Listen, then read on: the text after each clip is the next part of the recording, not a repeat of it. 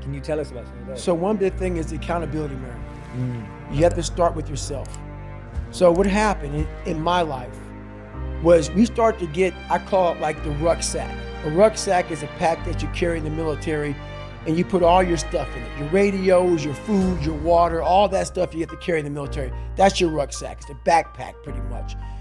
As you're growing up, we all have a backpack. Most of ours, hopefully, is empty, and what we put in it is all the crap we go through in life. That's what is in the backpack for the civilians, and we carry it around with us. So what you have to start doing is realizing that no matter where you're at in life, I got called nigger a lot.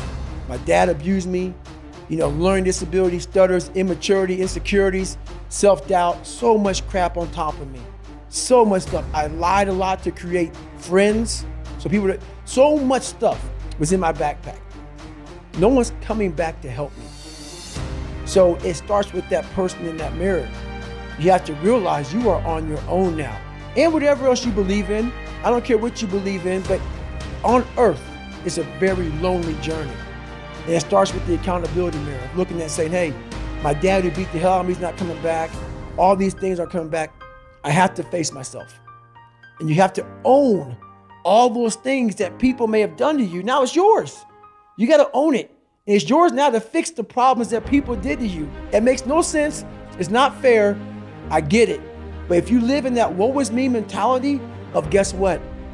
My dad did this to me. My mom did this to me. People who bully did this to me. You're going to always live right there. You have to figure out ways to move forward because you're not coming back. And it starts with the mirror. I call it the accountability mirror in the book. You don't want to break open that callus, that scar in your mind. You don't want to break, you have to break it open, let that blood flow. You have to let blood flow in your brain. You have to let all that stuff flow out.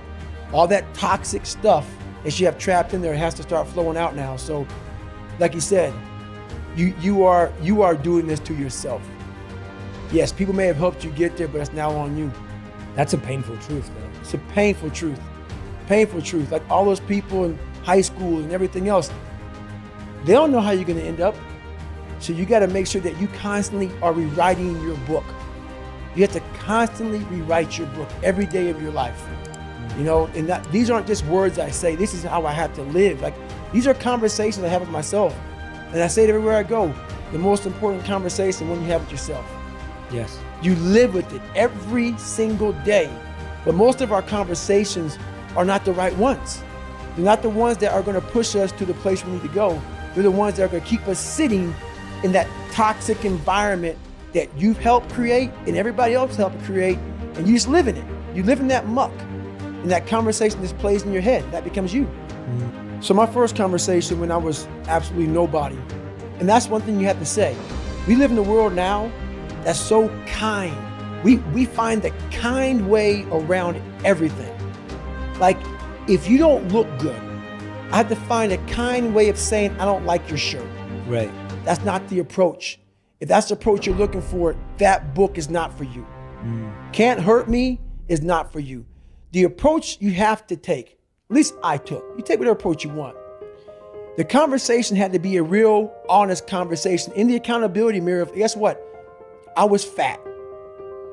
Don't find a kind word to say that, you know what? I've gained some weight. No, you're fat. When I couldn't read, not like, hey, even learning disability. No, I cannot read. The 4th grade reading level, I'm struggling. And sometimes I call myself stupid. Not in a way to put myself down. So don't take it like, my God, those are so hurtful. Yeah, they're hurtful. It's honest. The conversation has to become an honest conversation of where you're at mentally. Where am I at mentally? I look like shit. I feel like shit. I'm falling behind in school. I'm lazy. My house is a mess. You have to look at what it is and call it what it is. Don't find words to make yourself feel better, because so we hang around people that make us feel better, that tell us what we want to hear, not what we need to hear. And so we stay away from those people.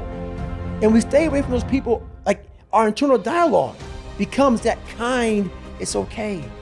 It's not okay. So that's where it starts. It starts with that accountability of it's not okay anymore. This can no longer be okay. and calling yourself out for exactly what you are and exactly how you need to fix it. That's where it starts. So I talk about the repetition in my book a lot. Yeah. Gotta get the reps in. So now my conversation is this. I never set out to write a book.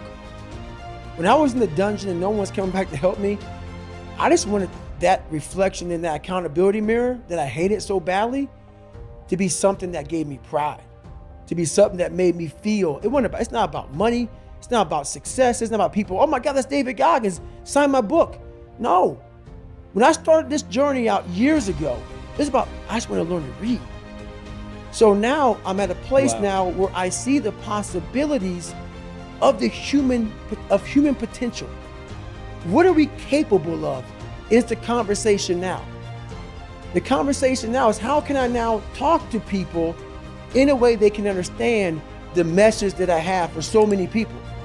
For so many people. So that's the new conversation now is that you are constantly evolving. You never stay, either you're getting better or you're getting worse, you're not staying the same. So for me, I have to constantly be getting better. I have to constantly be evolving my message. So I'm constantly thinking in the quietness of my mind. That's a key point too. The world is so fast-paced. The world is so noisy. So my conversation now a lot of times is, my God, slow down.